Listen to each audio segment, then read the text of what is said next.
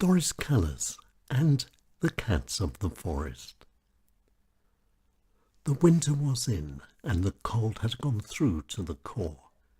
It was almost dark, and there at the edge of the forest was a woman, and what she was doing made me curious, and so I went over to see.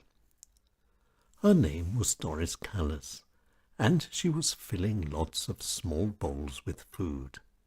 And then, after just a few seconds, the cats came out of the forest. Not just a few, but many.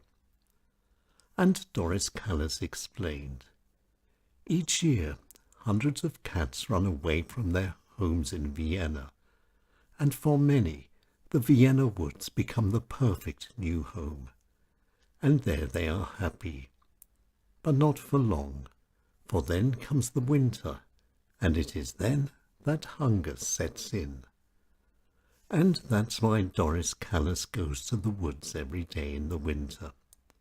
It's her way of helping the runaway cats. But as the winters continue, the number of cats arriving for supper becomes fewer and fewer. The cold and the dangers are often too much, and many runaway cats sadly die. And Doris Kalus continued.